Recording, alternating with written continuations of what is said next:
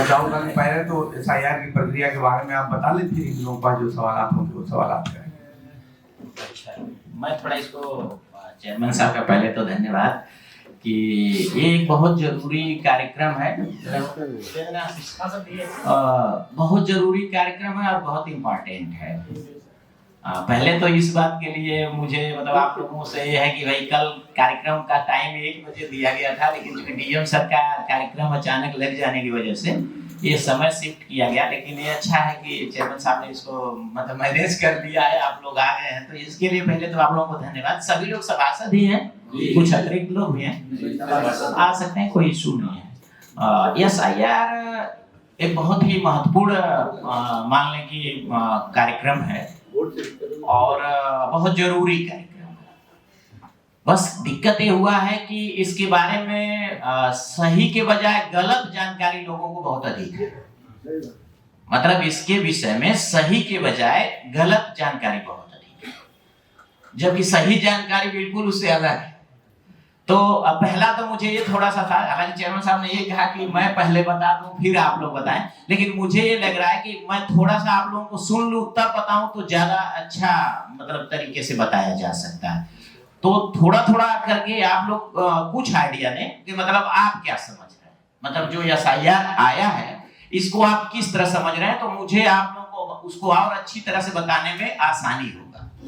तो एक माइक आप दें और जिनको मतलब कुछ जो भी आप समझ रहे हैं, ऐसा कुछ नहीं है, मतलब जो आप समझ रहे हैं उसको बता देंगे तो हमको एक आइडिया लगेगा कि अभी आप लोग के बाद इसके विषय में ऐसा समझ रहे हैं। ठीक है, तो थोड़ा सा जैसे मन में जो सवाल मेरा ये है कि पहले सवाल कर लें, मैं फिर ब्रीफ कर दूंगा कि लास्ट क्या है और इन सवालों का सही आंसर क्या है।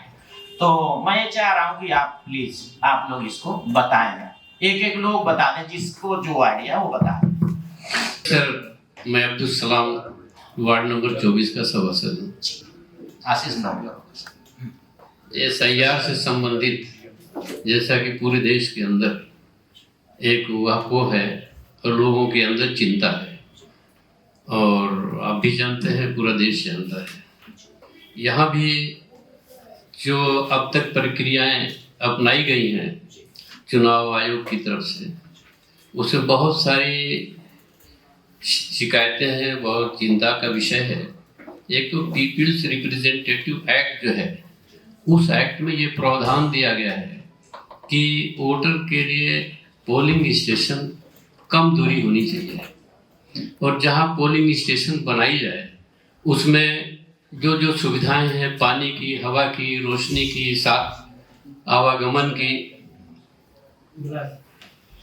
कम दूरी हो, और जहां पोलिंग स्टेशन बनाई जाए वहां बड़े कमरे हो, हवा हो, रोशनी हो, पानी हो और शौचालय हो। ये सारी व्यवस्थाएं जहां हो वहीं पर पोलिंग स्टेशन बनानी चाहिए।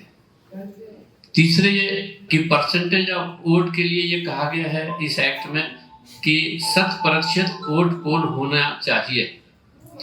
तो इन सारी चीज़ों को दृष्टिगत रखते हुए जो वर्तमान में पोलिंग स्टेशन जो पहले थे, आज जो पोलिंग स्टेशन है, उस सारी पोलिंग स्टेशनों को चेंज कर दिया गया है। और चेंज करने में जो मापदंड बनाए गए हैं इलेक्शन पीपल्स रिप्रेजेंटेटिव एक्ट में, उनको दरकिनार कर दिया गया है। ये जनरली हम लोग देखे हैं जहाँ जहाँ पोलिंग स्टेशन वर्तमान में जो चेंज करके नया बनाया गया है, वो सारी कमियां हैं। इसका कारण क्या है? दूसरे ये कि परसेंटेज ऑफ वोट वो तो आप पोल नहीं हो पाएगा, जितना सरकार चाहती है वो नहीं हो पाएगा। तीसरे ये कि कौन सा ये रीजन है कि 2003 की जो लिस्ट है उसी को मापदंड बनाया गया है, और जो लिस्ट 2003 की बनाया गया है, जारी किया गया है इलेक्शन कमीशन की तरफ से, वो ओरिजिनल लिस्ट नहीं है।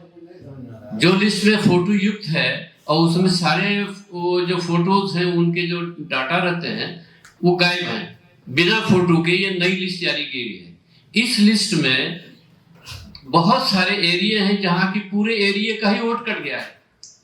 वो 2003 के पहले भी वोट दिए हैं, 2003 के बाद भी वोट दिए हैं, लेकिन जिनको मापदंड बनाया 2003 को, उसमें उन पूरा का पूरा इलाके का नाम ही नहीं है। ये मेरा सवाल है। ठीक, तीसरे ये कि स्कूल वो जो बीएलओज हैं उनकी भी एक प्रॉब्लम है, शिकायत है कि वो मोस्टली वो टीचर्स हैं और टीचर्स को स्कूल भी उस दिन देखना है और उसके बाद ड्यूटी भी करना है, तो इसलिए फुल फ्लेज वो टाइम नहीं दे पा रहे हैं, न तो स्कूल में दे पा रहे नहीं है। तो जब वो ड्यूटी पर लगाए जाए तो उनको छुट्टी मिल जाए। इसके अतिरिक्त सर एक ये हमारा था कि जो वर्तमान में लिस्ट जारी की गई है उस लिस्ट को, जो ओरिजिनल लिस्ट है उसको दिया जाए बीएलओस को, और उसकी पूरी जो 25 वार्ड है या शहर के अंदर जितने भी वो बूथ हैं उनकी लिस्ट यहाँ अवेलेबल रहना चाहिए कि जनता जब एसआईआर के नाम पर बहुत भ्रमित है, बहुत चिंतित है, तो बार बार आती है हम लोगों के पास कि लिस्ट कहाँ है 2003 की, तो उसकी अवेलेबिलिटी जो है यहाँ नगर पालिका में होनी चाहिए ताकि कहीं ना मिले तो वो यहाँ से आकर के देख लें। जैसे 2003 के लिस्ट में नाम है, उनकी एज 60, 65, 55 से लेके है, और 2025 की लिस्ट में उनका नाम डिलीट हो गया है, और जब बीएलओ को इनको फॉर्म 6 दिया जा रहा है दोबारा, तो वो करेंगे 18 से 25 साल से ज़्यादा की उम्र का फॉर्म नहीं लिया जाएगा। तो ऐसी सूरत में क्या होगा उनको? और ये एग्जाम्पल के तौर पर ये लिस्ट है, 2003 में नाम है, इनके पास वोटर आईडी भी है और मौजूदा, और इनका नाम नहीं है, और कोई बीएलओ इनके फॉर्म 6 नहीं ले रहा है कि हमको 25 साल से ऊपर के लोगों का नाम नहीं जोड़ना है। ठीक है जी सर, ठीक, धन्यवाद। यानी 2003 की लिस्ट में जिनका नाम है और 25 में नाम, अच्छा उनका नाम सर, मैं विपिन कुमार, सभासद ताजोपुर वार्ड नंबर 8। मैं ये जानना चाहूँगा सर कि जैसे मान लीजिए कि हमारे वार्ड में, मेरा नाम विपिन कुमार, सभासद ताजोपुर वार्ड नंबर 8। जैसे हमारे यहाँ 6 बूथ है और 6 भी बूथों में हर मोहल्ले का वोट इधर से उधर बीएलओ को एकाध करने में बड़ी दिक्कत हो रही है। और समस्या यही बात है कि जो लोगों का लिस्ट में नाम है पहले से, उनके पास वोटर आईडी भी है और अब नाम नेट पर नहीं दिखाई दे रहा है। इसके लिए लोग बहुत परेशान हैं। आज जब वोटर लिस्ट नेट वाली मांगी जा रही है, नेट में नाम रहेगा तो ही चलेगा। तो ये सर कम से कम बीएलओ लोगों को बता दिया जाए कि समय से आके वो कार्य करें, समय नहीं दे पा रहे हैं लोग।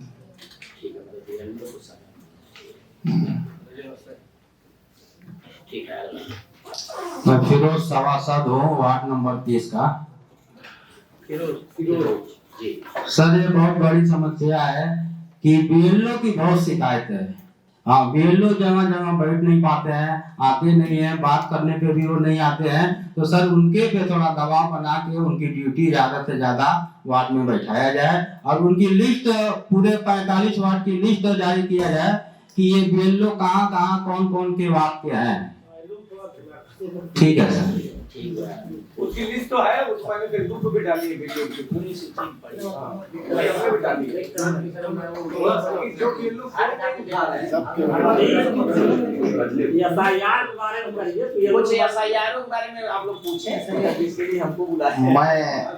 मैं कोई इशू नहीं, आप पूछें मैं अल्तमश अंसारी, एक्स मेंबर नगर पालिका मऊ। स्पेशल इंटेंसिव रिवीजन ये बहुत ही विशेष और अहम और मेरी समझ से बहुत ही अच्छा कार्यक्रम है, बशर्ते कि इसमें 100% ईमानदारी और हम सबका 100% ईमानदारी सहयोग हो।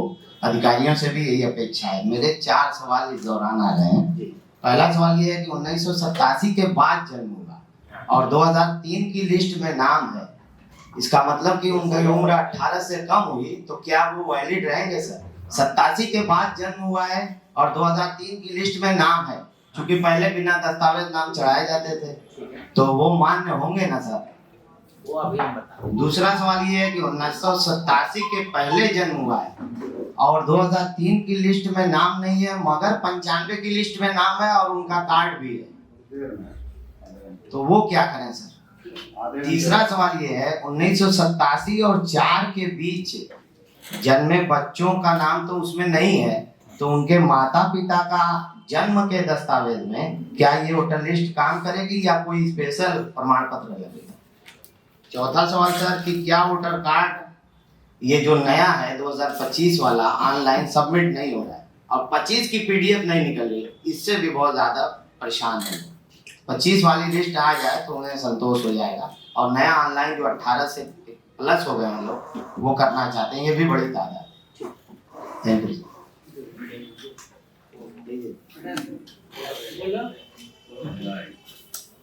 जिन लोगों के मन में है बताने के बाद का रहेगा होगा।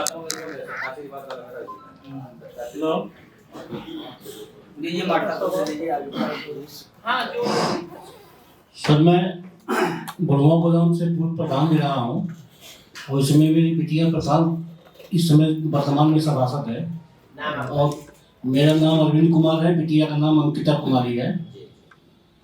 और मेरा सवाल सर ये है SIR में अगर लोगों का नाम कट गया है, SIR अगर नाम वोटर लिस्ट में नाम कट गया है पहले से तो पुनः इसकी जोड़ने की प्रक्रिया फिर क्या होगी? कारण कि इस पे फिर नागरिकता की सवाल उठती है तो उसके लिए क्या प्रावधान है? तो मेरा सवाल बस यही था सर। धन्यवाद। सर मेरा नाम सत्य प्रकाश सिंह है, वार्ड नंबर 20 से मैं सभासद हूँ, बख्तावर। जी जी। सबसे पहले समस्या सर ये आ रही है वार्डों में कि SIR है क्या, यही लोग समझ नहीं पा रहे हैं। कोई भी घर के लोग ये नहीं समझ पा रहे हैं और चूंकि हम लोग से सवाल कर रहे हैं, हम लोग को भी उतना नहीं पूरा जानकारी है। तो इसके लिए सर एक काम आप ये करिए कि SIR के बारे में जो ये BLO जा रहे हैं वार्डों में, ये घर घर लोगों को जाके समझाएं और सबसे पहले उन लोगों को ट्रेनिंग दिया जाए कि SIR है क्या, क्योंकि BLO को भी पूरी तरह जानकारी नहीं है। तो हम लोगों की सभासदों की BLO की ये सब एक मीटिंग करा दिया जाए, क्योंकि हम लोग को भी पूरी तरह से भी किसी को जानकारी नहीं है। आज हो जाएगी, अभी हो जाएगी। जी जी धन्यवाद। पूरी तरह से यही मेरा सवाल। अगर आपको कोई सवाल आ चुके हो तो सवाल बचे वो करिए। सर ये मामला जो आ रहा है, जो जिन लड़कियों की शादियां हो गई हैं वो अपने अपना नाम बता दीजिए। सर मेरा नाम मोहम्मद आरिफ है, वार्ड नंबर 28 हत्थी मदारी सभासद हैं हम। सर SIR संबंधी सर यही समस्या आ रही है कि लोगों में भ्रम बना हुआ है। जो जिन लड़कियों की शादी हो गई है अपने मायके चली गई हैं, ससुराल चली गई हैं, तो उनका नाम वहाँ कैसे दर्ज होगा सर? सर वो प्रक्रिया बता दें। Thank you sir. Shami Mohammad सभासद मुंशीपुरा वार्ड नंबर 27। ये कहना ये है सबसे कि जो भी लिस्टें जो है पुरानी हैं, हम लोग तो काम करते हैं, लेकिन उसमें संशोधन का जो भी प्रावधान था उसकी सारी प्रक्रियाएं पूरी करके हम लोग देते रहे, लेकिन आज तक उसका संशोधन नहीं हुआ। जैसे नाम हुआ, पति और पुत्र का जो मामला है, पत्नी का मामला है, सब जो है उल्टा सीधा। ये आपका सवाल बहुत अच्छा है और आज तक वो संशोधन नहीं हो सका। मेरा नाम शमी मोहम्मद है।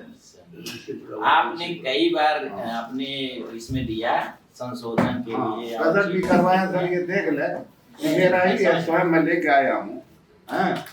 और लेकिन कोई संज्ञान नहीं लिया जाता। जो है निर्वाचन आयोग के अधीन जितने कर्मचारी हैं, हम भर के समय देते हैं, सब कुछ है, लेकिन जो है इससे हम लोग जो है बहुत त्रस्त हैं और अपना तो अपना नहीं करा पाते, दूसरे का भी नहीं हो पाता, इसलिए कहते हैं कि आपको क्या मतलब है।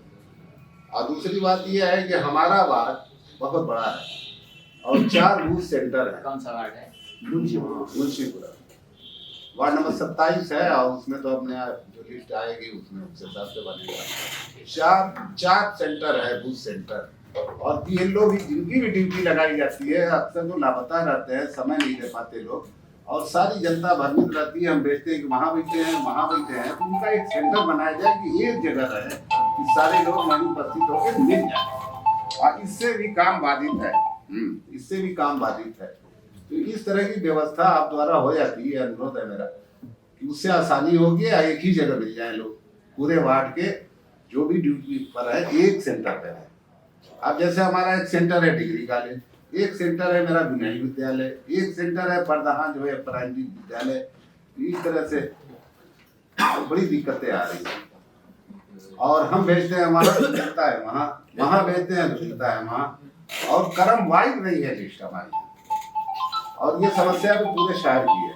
किसी का कर्म नहीं है, तो कर्म पे भी फोकस होना चाहिए, क्योंकि आपके मन में ऐसा जो है थोड़ा सा जाओ जो तो करा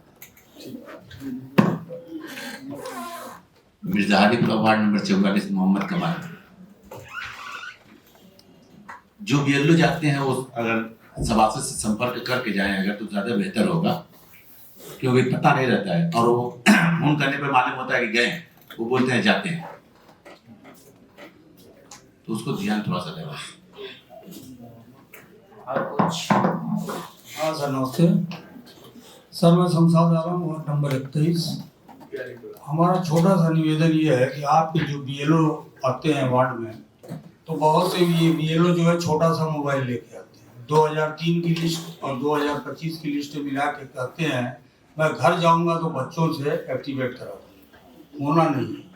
तो कम से कम मेरा यही एक छोटा सा सुझाव है कि मतलब जो जागरूक हो, जो कंप्यूटर जानता हो, वो वार्ड में घूमे और उसी समय जो भी एक्टिवेट करना है वो करे।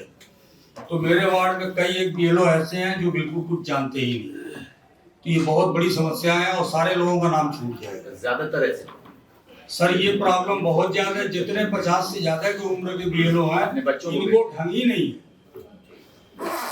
अपने बच्चों को अब जैसे मसलन हमारे वार्ड में एक राम परवेश जी हैं, आप उससे इंटरव्यू ले सकते हैं, वो लेके जाएंगे कहेंगे कि मैं घर पे एक्टिवेट करा दूंगा, तो सर इससे मसले का हल नहीं है, वो नाम छूट जाएगा, जनता परेशान। बस सर इसीलिए छूट जाएगा ऐसा क्यों सोचा? सर जब वो जानते ही नहीं है, कहेंगे कि हम घर ले आएंगे उसको एक्टिवेट कराएंगे। ठीक सर, धन्यवाद। जावेद कासिमपुरा सभासद ward number 42। Javed ward number 42। पहले तो चेयरमैन साहब यो साहब का धन्यवाद इस मीटिंग कराने के लिए, और आप आए आपका वेलकम। सर मैं ये जानना चाहता हूँ, जैसे मैं ये रिक्वेस्ट आपसे कि बीएलओ जैसे हर बूथ पे 5, 6, 7, 8 जो भी हर केंद्र पे उनकी एक सभासद के जैसे आज जाएंगे तो कम से कम 20-25% हो सकता है समस्या साल में कम हो जाए जो भरमी। तो मेरा ये कहना जितने बीएलओ एक सभासद के साथ मीटिंग हो जाए और आम जनता को बुला लिया जाए, तो वो समझा दे ये चीजें हैं, क्योंकि एक दूसरे परिवार से ये लिस्ट जो है एमपी में मिलेगा काम, मगर पिसते हैं हम लोग रात दिन सही लग रहा कहर आ गया, सैयार आ गया, तो लोगों को बताते थक गया और जानकारी भी पूरी नहीं है, और जो भी हम जानकारी देते हैं गलत भी देते हैं। अब जैसे कल से एक चीज चैनल साहब सुनने में आई है कि आप लोग पहले जाके ऑनलाइन करा लीजिए, तो बीएलओ अपने जो ऐप से करेगा वो करना नहीं पड़ेगा, ना तो वो गलत कर। अच्छा दूसरी बात ये समझना, जो 2 फॉर्म मिल रहा है उस पर एक फोटो क्लिक करके हम देंगे, एक कॉपी हमको दे देंगे, तो अगर बाद में कोई भी दिक्कत हो तो उसी दिन आपत्ति कर सकते हैं हम। बस ठीक है, ठीक आगे मिनट कोई भी मेरे तुम्हारे से वार्ड नंबर 22 इंडिया मैं को करीब करिए बटन। हेलो हमारे यहाँ एक दिक्कत आती है, जैसे बीएलओ लोग हैं, हम लोगों के साथ हैं, उन लोग को हम लोग चिन्हित कर देते हैं कि ये नाम ये मर गए, ये शादी हो गई, ये फला हो गए, ये चले गए, तो गए, वो फिर ले आते कहते कि ये वहाँ से लोग काटते नहीं, कहें कितने माल संख्या में कैसे हम काटते हैं। तो हम लोग को कम से कम 25 बार अपडेट कर चुके हैं 20 साल में, लेकिन वो 10 नाम चला आ रहा है उसमें। अच्छा उसमें जितने बीएलओ हैं आधे से अधिक तो उसमें महिलाएं हैं, कुछ करना नहीं चाहती है, भैया ए बाबू ए मेंबर साहब हमारा तरीका दिया, वही तो बीमारी सब जगह। तो पहले साहब बीएलओ की एक वीडियो लेके दे दीजिए, कौन अपडेट है, कौन मोबाइल चला रहता है, कौन कर लेता है, यह जरूरी है, काम नहीं होता है साहब। वो किसी दूसरे बीएलओ वर्षों रहेंगे, हमारे वर्षों रहेंगे, तो हम लोग सब बताते हैं लेकिन वो अपडेट नहीं कर पाते हैं, ये बहुत बड़ी समस्या है बीएलओ की। तो हमको लगा कि आपसे बीएलओ को हाँ हम लोग बता देते हैं कि मर गए हैं, शादी हो गई, लेकिन अभी भी नाम चला आ रहा है उसी तरह आज की डेट में, अब काटा है इधर जी, यही मेन समस्या है। बीएलओ ध्यान देने की जरूरत है, बाकी हम लोग सब करते ही हैं। आगे हाँ सर नमस्ते, मदन चौहान वार्ड सभासद हूँ, 15 से सभासद प्रतिनिधि हूँ।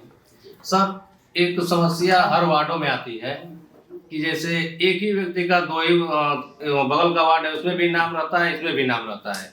और अगले बार मैं इस चुनाव में देखा था कि हमारे वार्ड के बहुत से लोग ऐसे थे उनका नाम ही नहीं वोट लिस्ट में था, पता नहीं दूसरे वार्ड में चला गया था। ये समस्या कम से कम हमको लग रहा है कि कम से कम 50-100 लोगों की, तो थोड़ा इस पर गहन किया जाए कि ताकि इस पर कहीं दूसरे वार्ड में अगर उनका नाम हो तो कम से कम अपने नाम में जुड़ जाए।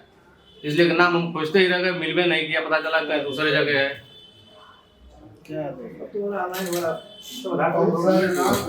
नहीं तो ऑनलाइन होता है, लेकिन यहाँ बीएलओ आता है लेकिन नमवा चढ़ नहीं ना पाता है। फिर अगले बार कितना नाम चढ़ाया गया था, पूरा नाम चढ़ ही नहीं पाया था उसमें।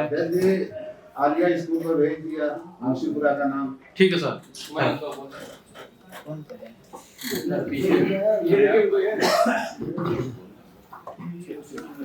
मैं सर सालिम अंसारी सभासद वार्ड नंबर 26। सबसे पहले मैं नगर पालिका परिषद भवन में आपका हार्दिक स्वागत करता हूँ। सर मेरा सवाल ये है, जो 87 के बाद जिनकी पैदाइश है अब वो बहू हो गई हमारे यहाँ की, उनकी क्या प्रक्रिया, उनका कैसे SIR में नाम वेरिफिकेशन होगा जो बहुएं हैं? Thank you. और हो गए पीछे हो गए सब लोग। एक बार बोलिए।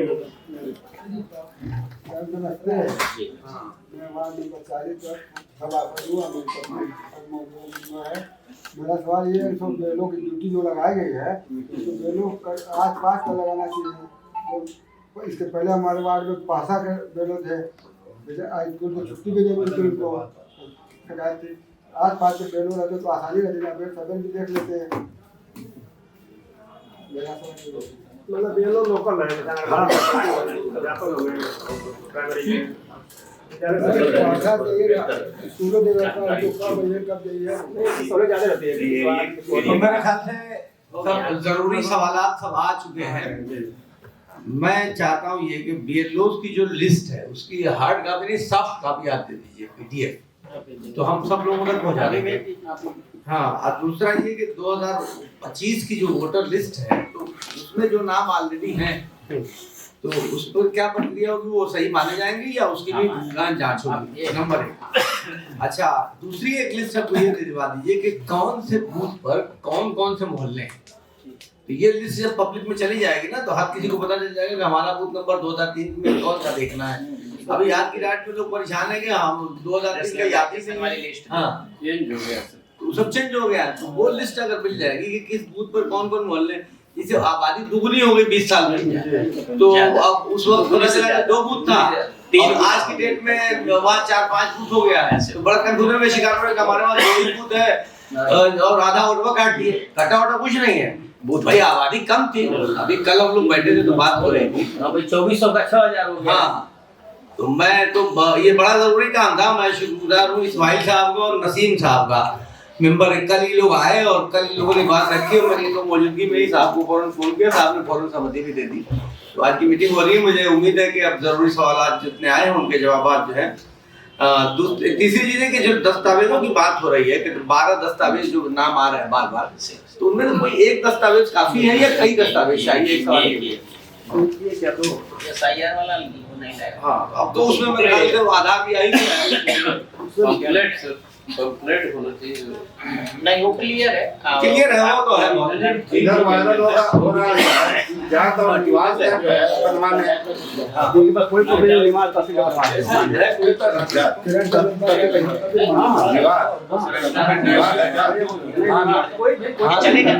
चलेगा जोड़वा तब तक हम कुछ चीजें आप लोग क्लियर। हाँ, जब तक वो अपना सेटअप कर रहे हैं अपना। अब हम लोग इस पे जो आप लोगों ने जो सवाल किए, अब कुछ चीजें हम आप लोगों को बता लें, कुछ चीजें हैं दिखवा देते हैं। एक तो यही था कि बहुत मेन रूप से BLO को लेकर के और कुछ बूथ और केंद्र जो भी बदल गए हैं उसको लेकर के कुछ आप लोगों के पास ज्यादा प्रश्न है कि मतलब BLO लोकल के होने चाहिए, BLO को बहुत अच्छी आइडिया नहीं है, BLO को मतलब अच्छी नॉलेज कंप्यूटर या इस चीज की नहीं है और इससे दिक्कत हो रहा है। और रिस्पांस से भी एक तरह से कहा जाए, आपका कहना ये भी ठीक है कि सभासद जितने लोग हैं उनके साथ मीटिंग हो जाए और उसके साथ वो लोग काम कर लें और जो भी है मतलब आपके सहयोग से हो जाए। और ये BLO से जुड़े हुए आप लोगों के शिकायत है और BLO को एक जगह पे बैठना चाहिए, ये केस है। घर घर भी तो जाना। अब पहला तो ये है कि BLO के बारे में क्लियर कर दें, फिर आगे आते हैं। BLO के लिए देखें कि अलग अलग डिपार्टमेंट हैं और उनके 4 कैटेगरी में नियुक्ति होता है। बीएलओ के बारे में आपको पता ही है कि सामान्य रूप से कोई भी अपने काम के साथ अतिरिक्त काम नहीं करना चाहता है, ये सामान्यतया आपको भी पता है। और जब अनेक विभाग जो हमको दिए गए हैं बीएलओ लगाने के, उन विभागों से ही उनको लगाया जाता है। इसमें हमारे पास जो कैटेगराइजेशन है, जैसे टीचर हो गए, इसके बाद आंगनबाड़ी है, रोजगार सेवक है, इस तरह की कैटेगराइजेशन है और उनसे उनको ले करके लगाया जाता है। दूसरी बात यह है कि बीएलओ को हम लोग जिस भी काम के लिए भेजते हैं उसकी पूरी ट्रेनिंग करते हैं, मतलब उनको बताते हैं। कुछ चीजें उनको अगर रह जाती हैं उसके लिए हमारे पास सुपरवाइजर होते हैं। सुपरवाइजर जो वेल ट्रेंड होते हैं, ऑलरेडी जो सीनियर अध्यापक होते हैं अथवा लेखपाल और इस लेवल के लोग लगाए जाते हैं सुपरवाइजर। उसके बाद ऑनलाइन तो हम लोग अवेलेबल ही हैं, ऑफलाइन भी हम तहसील में अवेलेबल रहते हैं और हमारी पूरी टीम मीन्स कि हम इस 356 विधानसभा क्षेत्र के लिए एक ईआरओ, मैं 7 AERO, मतलब तीनों ब्लॉक के वीडियोज हैं उसमें, और AERO में खंड शिक्षा अधिकारी रतनपुरा और खंड शिक्षा अधिकारी कोपागंज, 5 वो लोग हैं, तहसीलदार और नायब तहसीलदार। 7 AERO भी इस काम के लिए, चुनाव वाले कार्य के लिए इस विधानसभा में लगे हुए हैं। एक ये पॉइंट है कि अगर किसी, मान लीजिए, मैं मान लिया आपकी बात कि कोई भी बीएलओ थोड़ी कम जानता है, तो उनको असिस्ट करने के लिए इतने लोग भी, तो आप अपनी इस तरह का कोई प्रॉब्लम या कोई विशेष सवाल पैदा हुआ तो उसको आप हम लोगों से भी शेयर करके उसका उत्तर ले सकते हैं। और कभी, मतलब हम लोग का तो हरदम अवेलेबिलिटी है तहसील पे, तो कभी भी ले सकते हैं। और इसके साथ दूसरा पॉइंट जो था कि बीएलओज का सहयोग, ये बहुत जरूरी है, मतलब हमारे से ज्यादा जरूरी है आप कि आप उस बीएलओ का सहयोग करें, क्योंकि एक्चुअल में आपकी सूचना पर वो आधारित। जैसे हम किसी को बीएलओ बना देंगे तो मतलब ये संभव नहीं है कि मान लीजिए हम जिसे बनाएंगे उसी के 10 घर बगल तक ही उसकी ड्यूटी होगी, तो ऐसी बात है कि उसका मोहल्ला बदलेगा। क्योंकि आप लोग सिंपली समझे कि जितने वार्ड हैं, फिर जितने हमारे शहर में 100 से ज्यादा संख्या में बूथ है, उतने हमारे यहाँ लेवल लोग ही नहीं है जिनको हम दे सकते हैं। तो हमको निश्चित रूप से बाहर से उनको ला करके यहाँ पर बनाना पड़ता है। बाकी थोड़ा मोड़ा आप लोग भी जानते हैं कि सभी को नहीं लगा सकते, तो वो कल चेयरमैन साहब भी किसी के लिए करने लगेंगे, साहब इनको छोड़ दीजिए। तो कभी कभार ऐसा आता है, सब लोग इससे वाकिफ हो, कोई मतलब सभी लोग उससे जुड़ी हुई चीज है, तो कभी कुछ चीजों को इस तरह से भी है कि हो सकता है वहां हो उनकी शिकायत। मैं ये नहीं बोल रहा कि हम कोई उनके पे दया कराए पॉजिटिवली, जैसे मान लीजिए हमने आपके पड़ोस के आदमी को लगा, अगले आदमी को उससे बहुत एतराज हो सकता है। समझ रहे हैं? मतलब वार्ड में ही आप लोग देखेंगे तो 2 अगर वार्ड मेंबर पहले और पीछे वाले हैं तो हमने जस्ट दिया वार्ड से, तो वो कहेंगे वो तो इनके साथ वाले। तो हम लोग इस बात को भी ध्यान में रखते हैं कि अगर बाहर से आदमी कम से कम उसके परे आरोप नहीं, लेकिन बाहर से का मतलब बहुत बाहर से नहीं होना चाहिए। कोशिश करते हैं कि आसपास के ही रेंज से आपको बीएलओ दिए जाए।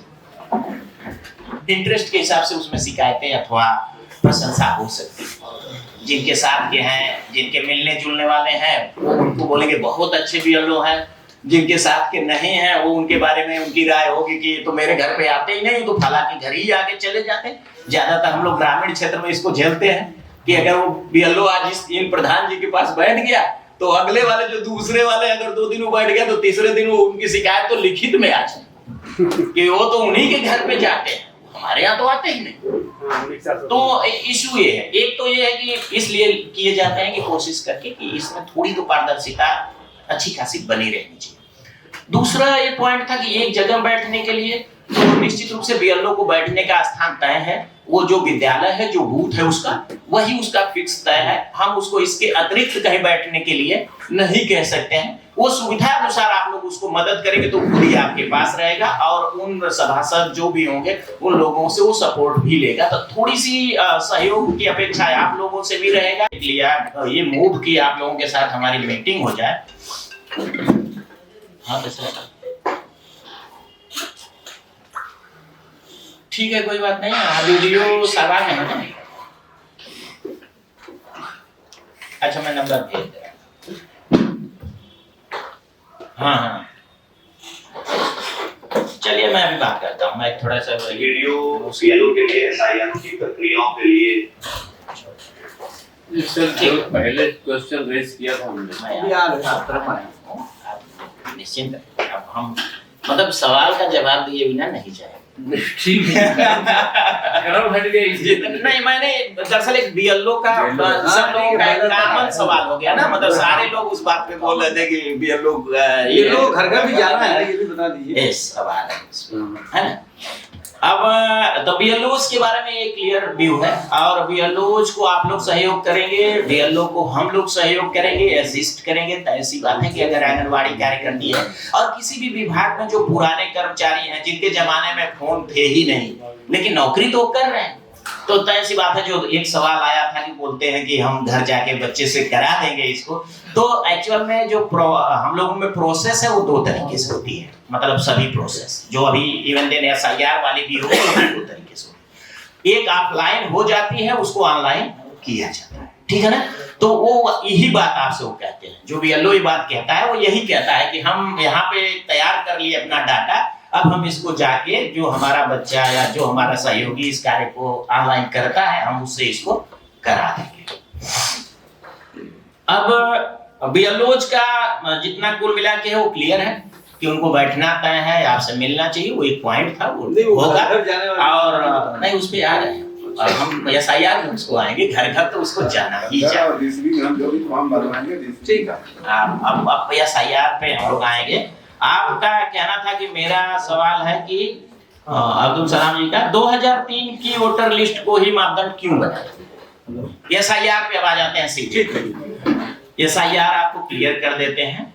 एसआईआर को समझ लें कि स्पेशल इंटेंसिव रिवीजन, उसका हिंदी में मतलब विशेष प्रगाढ़ पुनरीक्षण।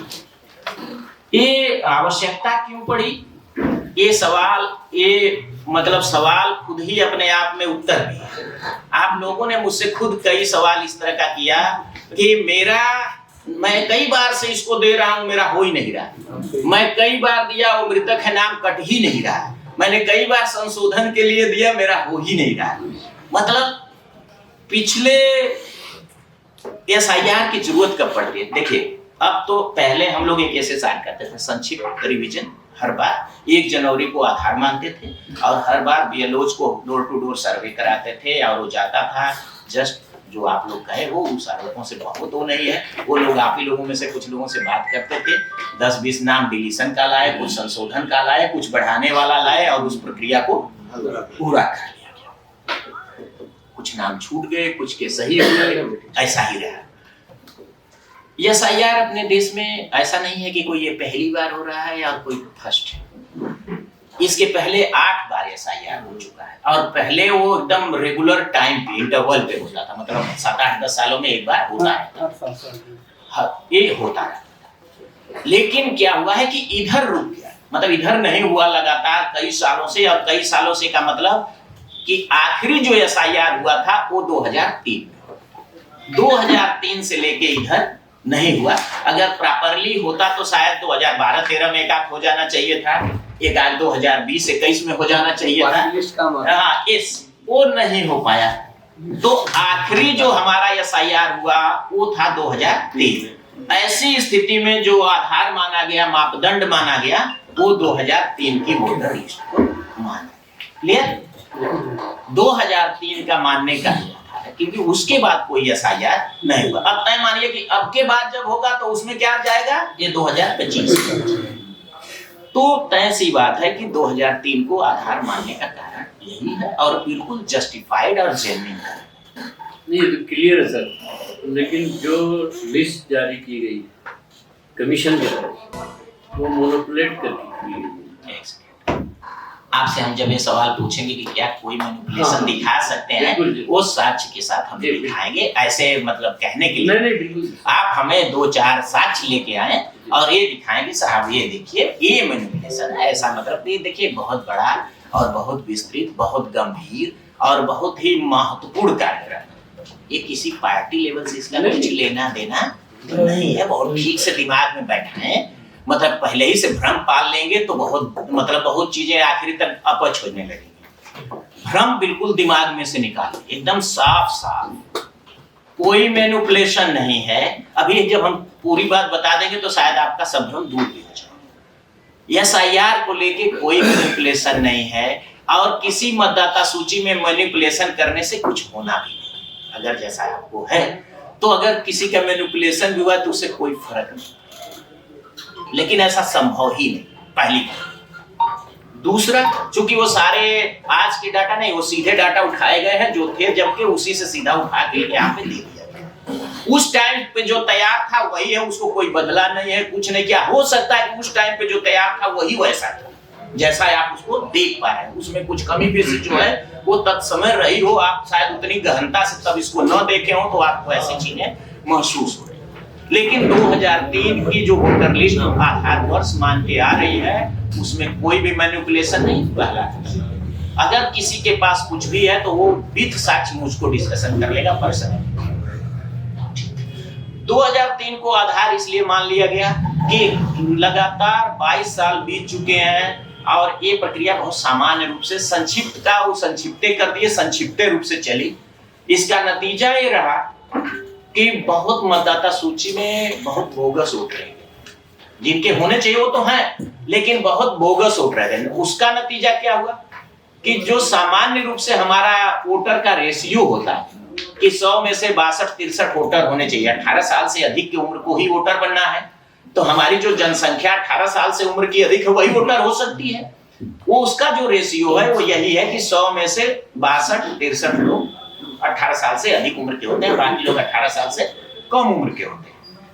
ऐसी स्थिति में हमारा रेशियो होना चाहिए 62%, 61%, 63%।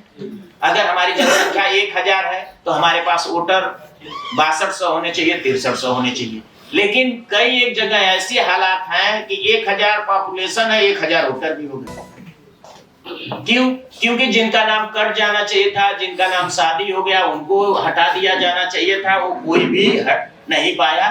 जस्ट फॉर्मेलिटी होती रही कि 2 नाम हटा दिए, 4 नाम हटा दिए, जो आपने बता दिया एक का कितना होगा। एक्चुअल में उस पर कार्रवाई नहीं। इसका उदाहरण मैं बहुत साफ तौर से बता दूं। अभी हम लोगों ने उपचुनाव के दृष्टिगत एक अभियान चलाया और सभी पॉलिटिकल पार्टी को एक लिस्ट मैंने दिया, सभी पॉलिटिकल पार्टी को। वो लोग यहाँ पे है नहीं एक्चुअल में, उनको बात करेंगे आप। एक अभियान में 20,000 वोटर केवल इस मऊ विधानसभा क्षेत्र में इनवैलिड पाए गए। एक भी आपत्ति नहीं आई है, केवल मात्र अभी जो मैंने इसके जस्ट पीछे हुआ उसमें वो 20,000 वोट हटाए गए हैं। एक भी सिंगल आपत्ति नहीं है। मैंने पूरी सबको नोटिस दिया है, पूरा राजनीतिक पार्टी को एक कॉपी दिया है कि भैया ये नाम आपके हटाए और काटे। आप सोच सकते हो कि अगर एक वोटर लिस्ट में ये हाल है तो सभी की लगभग दशा कमोबेश इसी तरह की। SIR इसके लिए बहुत जरूरी, SIR इसके लिए किया जा रहा है।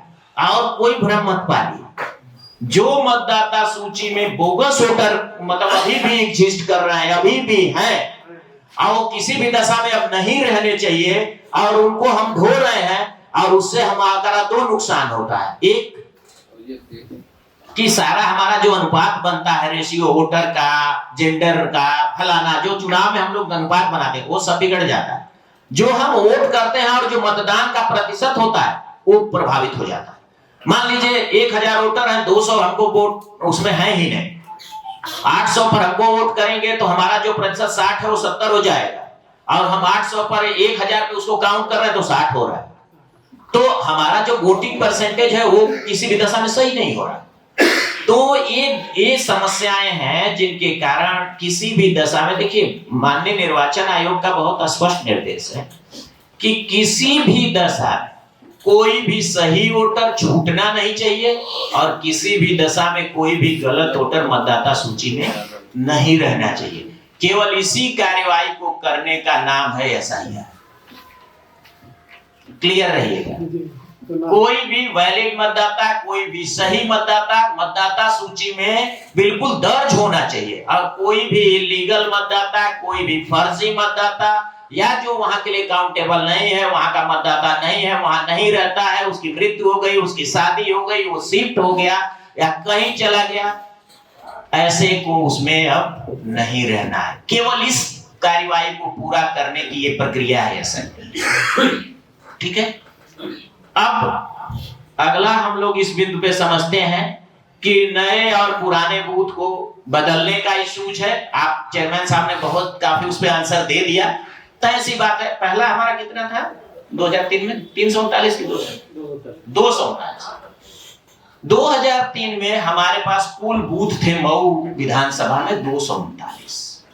आज हमारे पास बूथ है 239। आज हमारे पास बूथ है 517। सोचिए इस कदर हमारा मतलब यहाँ पे जनसंख्या का विकास हुआ है। अच्छी चीज है, लेकिन आप समझे कि इससे फर्क पड़ेगा ना। स्कूल बदलेंगे, केंद्र बदलेंगे, बूथ बदलेंगे, उसका कारण है पहले कोई बूथ रहा होगा, कोई नहीं। आप मऊ में ही सोचेंगे, मऊ में मैंने अभी पीछे काफी हुआ है, काफी इसका संभाषण हम लोगों ने किया है। एक एक केंद्र ऐसे थे, माननीय निर्वाचन आयोग का लगभग निर्देश है कि कोशिश करिए कि अधिकतम किसी केंद्र पे 4 से 5 बूथ है, जिससे वहाँ स्पेसियस बना रहे। अभी जब मैं लास्ट कराया हूँ संभाजन, इसमें हमारे पास कई एक केंद्र थे जहां पर 12, 11, 10 इस संख्या में बूथ थे, जिनको हम लोगों ने तोड़ा। और जो भी अगल बगल के स्कूल हैं उनको हम लोगों ने उसमें चूज किया, और वो कोशिश की गई कि 5 हो जाए, 6 कहीं 6 हो जाए, 4 हो जाए, इस तरह से कर दिया गया। उसमें कई कारण है, उसका कोई एक कारण नहीं। मतदाता को तो जो सुविधा है, देखिए 2 किलोमीटर का एक दायरा दिया गया है, और तय सी बात है कि अगर हम यहाँ पे एक केंद्र बनाएं, चूंकि हम अब नाप कर बीच में इसलिए नहीं बना सकते कि हर जगह बीच में तो बिल्डिंग स्कूल बने नहीं है। हमको हमारे लिए मतलब मानक क्या है, कोई स्कूल या कोई बिल्डिंग। अब उसको हम आधार बनाएंगे तो तय सी बात है कि जो लास्ट वाला वहां आएगा, एक को तो 2 किलोमीटर चलना है। वो अलग हो सकता है कि आज हमने कुछ जो नए केंद्र बनाए उसमें पहले चेयरमैन साहब अपने घर के बगल में ही वोट डालते थे, अब चेयरमैन साहब को 2 किलोमीटर जाना पड़ता। ये हो सकता है एज मच पॉसिबल, इसमें कोई दो राय नहीं है, क्योंकि वहां पे ऐसा संभव ही नहीं कि हम हर व्यक्ति के लिए सोच के दे पाए। तो जो केंद्र या बूथ बने होंगे वो इस मानक के दायरे में आके बनाए गए कि भाई कहीं पर भी 12-15 बूथ हो जाने का मतलब आप लोग समझे जरा, जब हम लोग एडजस्ट करें। आज की बात मत करिए, क्योंकि देखिए आप वहां पे हमको सारी फोर्सेज लगानी होती हैं। चूंकि जब एक केंद्र पे 5 से अधिक बूथ हो जाते हैं तो सेंसिटिव अपने आप हो जाता है, तो हमको अतिरिक्त फोर्स भी लगानी पड़ती है। उतने पोलिंग पार्टीज हो जाते हैं, लगभग चुनाव कराने वाला अमला ही 400-500 लोगों की संख्या में हो जाता है, ऐसे किसी भी केंद्र में। उस हालत में ये निर्वाचन आयोग, माननीय निर्वाचन आयोग का ये रहता है कि कोशिश करें कि यथासंभव एक केंद्र पे 5, 4, 6 इतने में हो जाए तो ठीक है। कहीं कुछ विशेष परिस्थितियां हैं तो कोई बात नहीं, इक्का दुक्का देखा जाए। इनके तहत रेशनलाइजेशन किए जाते हैं। इसके आधार हम लोग को आयोग से दिए जाते हैं हर बार कि इतने वोटर को आप मानक मानो। कोई जमाना था जब 600 भी माने, कोई जमाना था जब 900 वोटर का आधार माना गया एक बूथ के लिए, कोई जमाना था जब 1000 वोटर को एक बूथ के लिए माना गया, कोई अब आया 1100 पीछे था, उसके बाद 1150 आया। इस बार का जो गाइडलाइन है वो 1200 का एक बूथ। हम कोशिश भी कर रहे हैं। सोचिए आप लोग पीछे से, मुझसे ज्यादा सारे लोग की उम्र है, आप लोग सब लोग जानते हो कि पहले एक बूथ पे 600-700 वोट का रहता था। अभी हम लोग 1250 तक पहुंच गए, 1200 पे पहुंच गए। चेंज हो रहा है, लेकिन आप समझिए बूथ की भी एक क्षमता है, वोट कराने की भी एक क्षमता है। 3000 नहीं हो सकते। क्यों? क्योंकि हमको 6 घंटे में 8 घंटे में चुनाव भी तो कराने हैं। मतलब वोटिंग क्या 6000 का हम एक बूथ पे कर देंगे, वोट डाल देंगे, डाल ही नहीं पाएंगे। तो वो एक लेवल तक उसको ले जाए। तो मतलब ये अभी तक का जो रेशियो है वो 1200 का प्रत्येक बूथ पे। इससे अधिक जहां पे होगा वहां पर रेशनलाइज करेंगे और नया बूथ क्रिएट करेंगे। नया बूथ क्रिएट करने में 2 स्थिति है। मान लीजिए पहले जिस विद्यालय में था उस विद्यालय में हमारे पास वोट कराने लायक 4 कमरे, हमने 4 पहले से ही बना रखा है। अब वहां हमारी वोटर की संख्या अधिक हो गई, तो हमको तय सी बात है कि अब वहां का एक बूथ उठा करके हमको दूसरे केंद्र पर लेके जाना है। तो जो चेंजिंग हुआ, जैसा कि आपने बोला था कि जो चेंजिंग हुआ वो इसलिए हुआ इस कारण से ये मैं मानता हूं कि वहां के कुछ वोटर्स को जो भी 500, 600, 800 को अब इस केंद्र के बजाय अगले विद्यालय का जो केंद्र है वहां जाती। वो लिस्ट हम आपको अवेलेबल करा देंगे और इसमें बकायदा जो भी रेशनलाइजेशन हुआ पूरी पॉलिटिकल पार्टीज को बैठा के किया गया है। उसमें कोई भी ऐसा नहीं है कि किसी को बिना बताए हम उसमें से कुछ कर देंगे। सभी को पूरा दावा और आपत्ति का मौका दिया गया, सबने उस पर अपने जवाब दिए। उनका जितना एक्सेप्ट हुआ वो उनको बताया गया, जितना रिजेक्ट हुआ वो भी कारण सहित लिखित में बताया गया। वो कंफर्म है, इसलिए बूथ को लेके भी मन में कोई भ्रम नहीं होना चाहिए, एकदम स्पष्ट है। मतलब इसमें पूरी पारदर्शिता है। बाकी आरोप प्रत्यारोप तो कोई कुछ भी लगा सकता है, कुछ भी कह सकता है। उस विषय पे व्यक्तिगत भी आप हमसे कभी भी बातचीत कर सकते हैं। ये नहीं हम कह रहे हैं कि सब जो किया गया होगा वो मैंने खुद एक एक देखा होगा। हो सकता है कुछ आपके बताने पर भी किया, आप हो सकता है उससे न सहमत हो, तो मुझे आके कभी बताएं तो मैं भी समझूं कि क्या।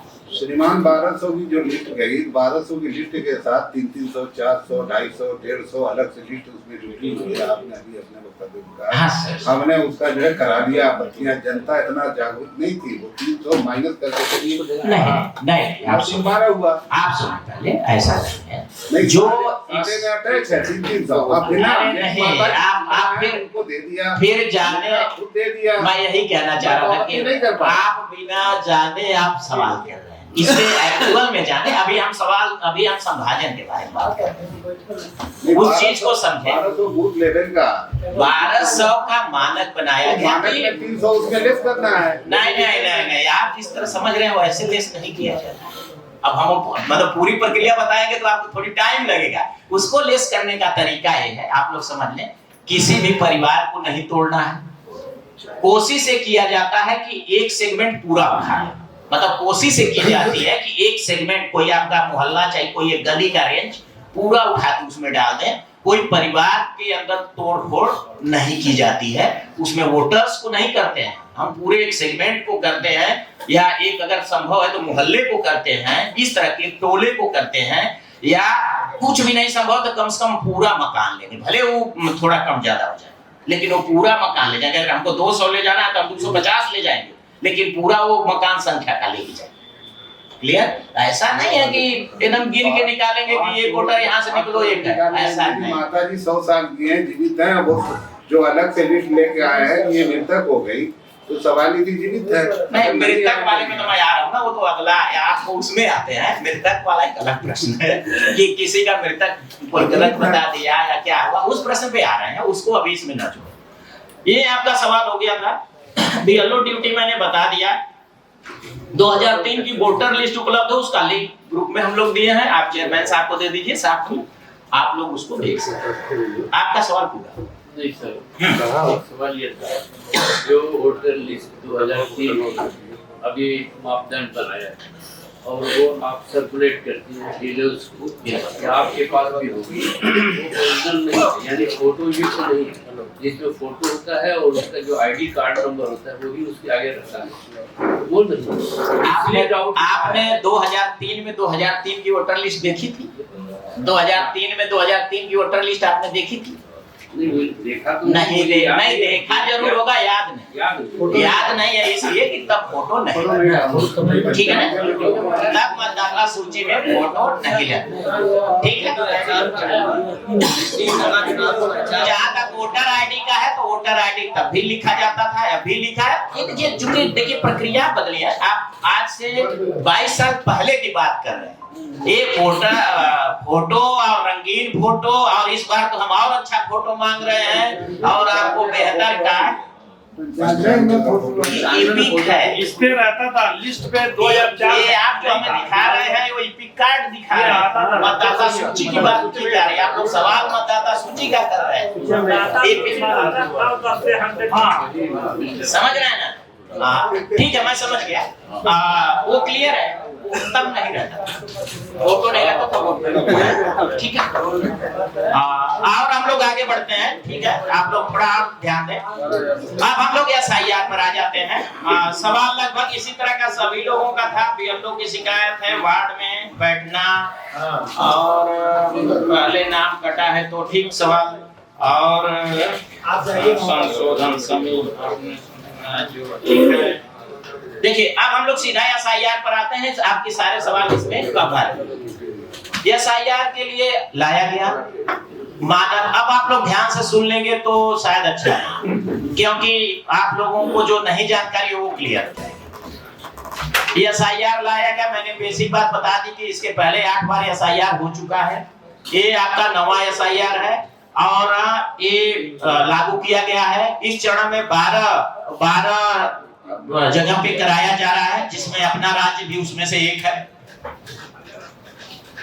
एसआईआर में मानक माना गया 2003 के वोटर लिस्ट को, क्योंकि अंतिम एसआईआर जो हुआ था वो 2003 में हुआ था। 2003 में माना गया, उसको आधार मानते हुए आज वर्तमान की जो वोटर लिस्ट है, वर्तमान 2025 में जो हमारे पास वोटर लिस्ट है, इसके मैपिंग का कार्य बीएलओज को बोला गया कि मैपिंग करेंगे। अब 2-3 सवाल आप लोगों के पहले आ रहे हैं कि किसी का 87 से पहले जन्म हुआ और 2003 में उसका नाम नहीं है तो वो क्या करेगा। 87 के बाद उसका जन्म हुआ तो उसका 2003 में नाम नहीं है तो वो क्या करेगा।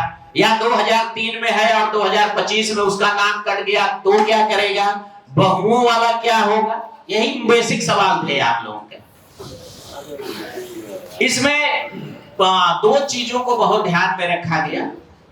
2003 का एसआईआर जो पिछला था उसको ध्यान में रखा गया और 1987 नागरिकता संशोधन बिल को ध्यान में रखा गया। ठीक है, इसीलिए ये 2 सन इसमें आ रहे हैं, 1987 और 2003। तो सिटीजनशिप एक्ट को बेसिक माना गया 1 पॉइंट। और इस एसआईआर का कुल प्रयास ये है, जो जैसा कि मैंने बोला कि हमारे देश के आप नागरिक हैं, इसी बूथ, इसी केंद्र और इसी मतदान क्षेत्र के रहने वाले हैं, इसी स्टेट, इसी जिले, इसी तहसील, इसी ब्लॉक, इसी मोहल्ले के रहने वाले हैं, तो कहीं से कोई परेशानी नहीं। लेकिन हमारे देश का नागरिकता अधिनियम लगा। ये हमारे राज्य यहाँ पे चूंकि हम लोग सीमावर्ती क्षेत्रों के नहीं है तो हम लोग वो बात शायद नहीं महसूस कर पा रहे हैं।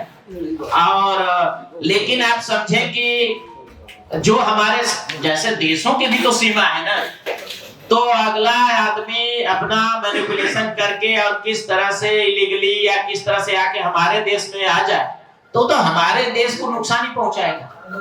तो हम ऐसे आदमी को अपने देश के वोटर लिस्ट में क्यों रहने देंगे। जैसा पीछे कई उदाहरण भी हुआ, कई घटनाएं भी हुई कि लोगों ने यहाँ घूमने आए, वीजा आए, टूरिस्ट आए और यहाँ पे वोटर लिस्ट बना लिया है और धीरे धीरे यहाँ के अपने वोटर लिस्ट के आधार पे आधार कार्ड बना लिया और बाद का पता ये चला कि आतंकवादी गतिविधियों में पाए गए और उनकी नागरिकता अन्य देशों की है, हमारे यहाँ की नहीं।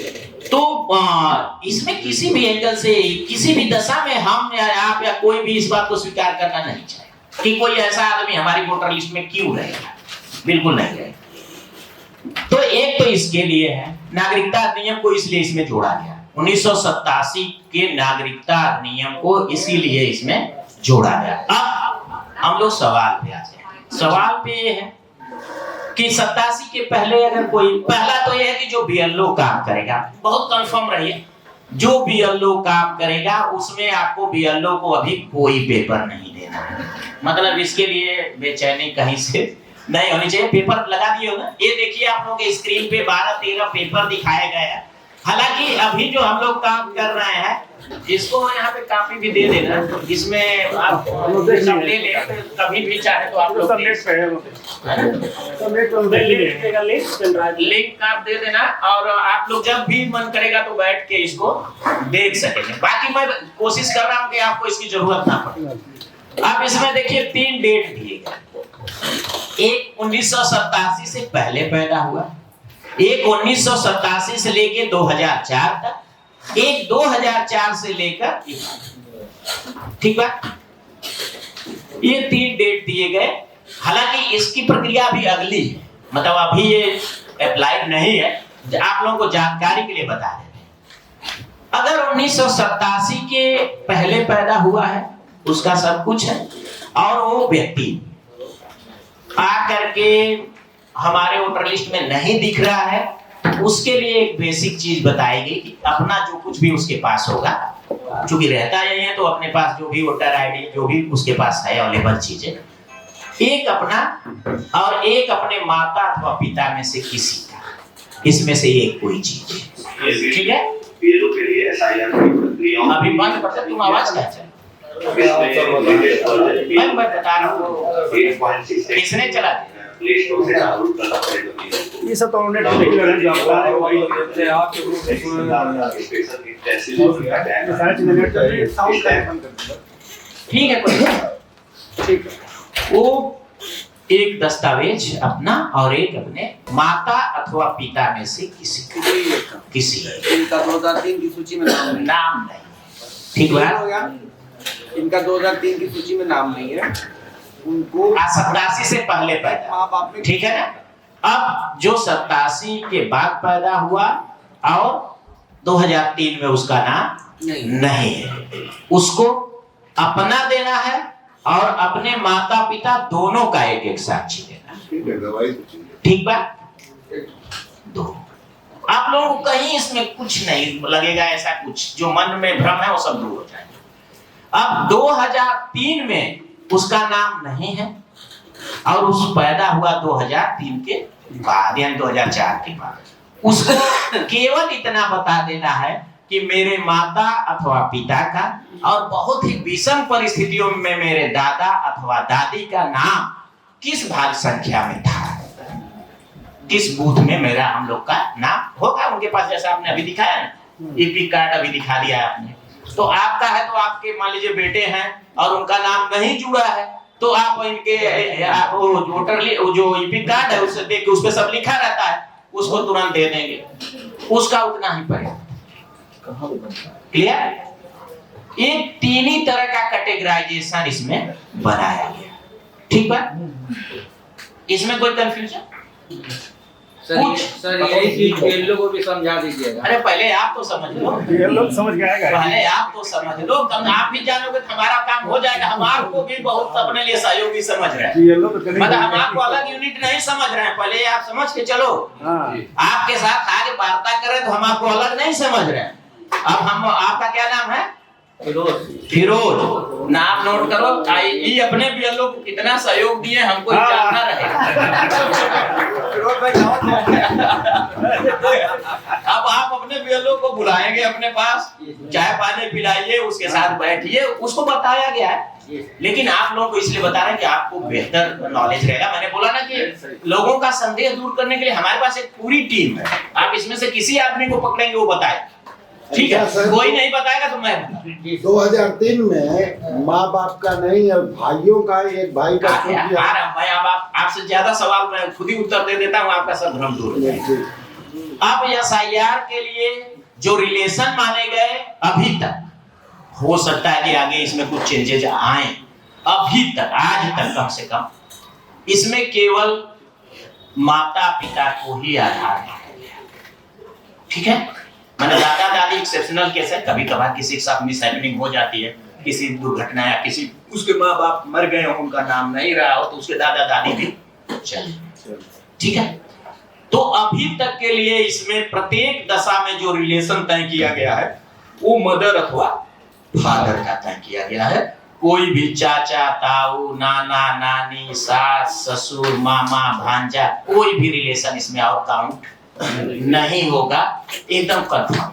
मतलब इसमें कोई कंफ्यूजन टाइप का नहीं कि नहीं ये भी थोड़ा हो जाता, चाचा जी तो हैं ही ना, क्लियर है, ठीक है। ये सवाल भेजा जा चुका है आयोग को कि कुछ परिस्थितियों में इसको कंसीडर किया जाए कि चाचा और वो लोग हैं, लेकिन इसमें थोड़ी सवाल चाचा चाची वाला मानते ये प्रश्न हो सकता है कि पता चले कि हम शहर में रहने लगे थे और हमारे भाई लोग गांव में रहने लगे, अब हमारा लड़का वहां से आए, वो शहर में भी है और यहाँ भी अपने लिए बोले कि हमारे चाचा का तो नाम है, तो थोड़ी दिक्कत है।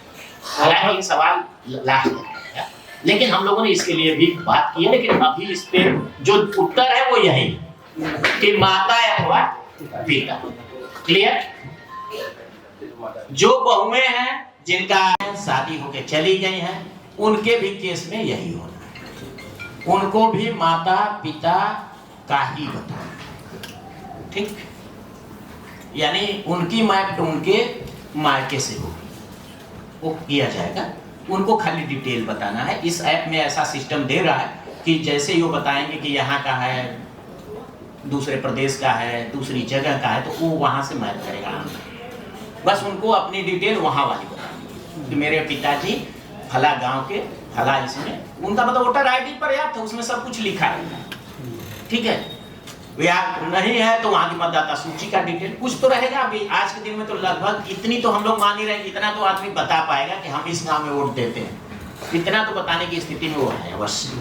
तो बस उतना ही उसको बताना है, ठीक बात।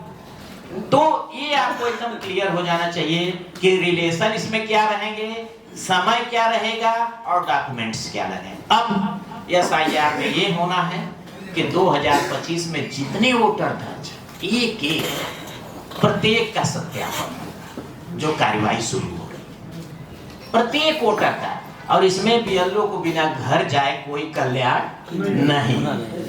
इसको आपको दिखाते हैं, ये एक वोटर का इन्यूमरेशन फॉर्म है। इसी तरह हर व्यक्ति जितना हमारे मतदाता सूची में आज के दिन में दर्ज है ना, प्रत्येक का एक एक फॉर्म दो कॉपी में निकल रहा है। ये चीज 2 कॉपी में निकल रही है। इसको हम लेके जा करके BLO इस वोटर को इसको देना है। इसमें 2 कंडीशन दी गई कि चलिए एक घर में 10 लोग हैं तो शायद एक टाइम पे 10 लोग तो मिल नहीं पाएंगे, कुछ लोग बाहर भी हो सकते हैं। तो जो घर के सदस्य हैं, बालिग सदस्य जो वोटर भी हैं, वो जो भी अवेलेबल होंगे उनका रिलेशन लिखेगा और उनको अवेलेबल कराएगा कि आपके यहाँ ये 10 वोटर इस मकान में दर्ज हैं, ये आप दो और इनका फॉर्म भरवा के हमें दो। इसमें बहुत सिंपल सूचनाएं हैं, कुछ भी विशेष नहीं है। जन्म तिथि भरना है, आधार नंबर भरना है, मोबाइल नंबर भरना है, पिता का नाम, उनका वोटर कार्ड नंबर, माता का नाम, उनका वोटर कार्ड नंबर, पति है पत्नी है जो है उनका भर देना है, पहला कॉलम। अब नीचे आएंगे तो इसमें देखिए 2 तरह का कॉलम, ये सब मिल जाएगा आपको, दूसरे दिख सकता है, दिखा ये 2 कॉलम है, एक बाएं तरफ एक दाएं तरफ। इसमें लिखा हुआ है कि कोई प्रमाण नहीं देना है, अभी तो लिखना है। अभी मैंने बोला ना BLO को कोई कागज नहीं देना है ना, वो आपसे लेगा। क्लियर? वो भी अभी दूर कर दे रहे हैं हम क्या क्या चीज। एक चीज इसमें और जान लेंगे, गाइडलाइन बहुत क्लियर जारी हो चुकी है। आधार कार्ड अब जन्मतिथि और निवास के प्रमाण के रूप में नहीं माना जाएगा। तो अगर आप आधार कार्ड देंगे तो केवल आपका पहचान का प्रमाण पत्र होगा। निवास या जन्म के लिए आपको एक अतिरिक्त दस्तावेज इन 13 में से देना है, ठीक है। यानी कि आधार कार्ड देके केवल कल्याण नहीं होगा, ठीक है। ये आप सब लोग समझेंगे। उसके साथ जो सपोर्टिंग है वो आप खतौनी भी इसमें ले लिया गया, ये खतौनी भी चलेगा। जो कुछ भी आपके पास उस 13 में से होगा। ये देखें, जैसे ऊपर करो जरा, एक देखें ऊपर कॉमन सूचना भरनी है और नीचे देखें 2 कॉलम लिखे हुए हैं। पहला लिखा है, पढ़ा पाएगा कि नहीं आप लोगों को दूर है थोड़ा, SIR मतदाता सूची में पिछले SIR में विवरण, और दूसरी तरफ लिखा है पिछले कॉलम में दिए गए संबंधी का विवरण पिछले SIR के अनुसार। पिछला SIR मतलब 2003, ठीक है। अब इसमें विवरण भरना। एक बात और आप लोगों को बतानी, अगर कोई चीज आपको नहीं पता चलती है तो आप मतलब इतनी फोर्स नहीं किए जा रहे कि भरना ही पड़ेगा। अगर कोई बात किसी कारण से नहीं पता चल पा रही है, कोई जानकारी, तो कोई बात नहीं है, आएगा फिर आपसे हम सूचना लेंगे, ठीक है। तो आप लोग ये कोशिश करेंगे। इसमें भी बहुत कुछ नहीं है। अब इसमें 2 कंडीशन थी आप लोगों को जो बतानी थी। मैपिंग, जो हमने बोला था कि BLO मैपिंग कर रहा है, BLO मैपिंग जो कर रहा है उसमें 2 काम कर रहा है वो। एक 2003 में जिन लोगों का भी नाम है, ठीक बात। अब आप लोग इसको थोड़ा सा इस तरह समझें कि 2003 में 239 बूथ थे, अब 517 हैं। जो वोटर लिस्ट हम दे रहे हैं वो कम से कम 4-5 BLO को मिला के हो गई। मतलब आज की जो वोटर लिस्ट है और जो 3 वाली है, 3 वाली हम जो दे रहे हैं तो वो लगभग 3 से 4 BLO के बीच में है। उनका वोट ऐसे डिस्ट्रीब्यूट हो गया है कि 3 से 4 बूथ में चला गया। तो 2003 वाली जो वोटर लिस्ट है उसके अनुसार अगर आप 2003 में भी वोटर हैं और 2025 में भी वोटर हैं तो आपको कुछ नहीं करना है। इस पे दस्तखत करना है, अपना विवरण भरना है, आप ओके। यही BLO मैप कर रहा है। दूसरा, आप 2003 में नहीं है, लेकिन आपके माता पिता अथवा कुछ एक्सेप्शनल केस में आपके दादा दादी का नाम है, उसका मैपिंग हो जाएगा, यानी वो भी ओके।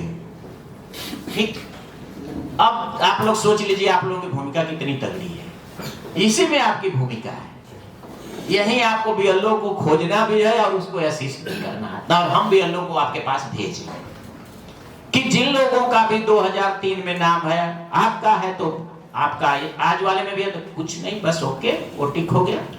आपके माता पिता का है, आपका नहीं था, आपका 25 में है लेकिन 3 में नहीं है, लेकिन आपके माता पिता का है तो भी आप ओके टिक। क्लियर? यही ये 2 कॉलम है। अगर आपका खुद का है तो इस वाले कॉलम को आप भर देंगे जो बाईं तरफ है और ओके हो जाएगा।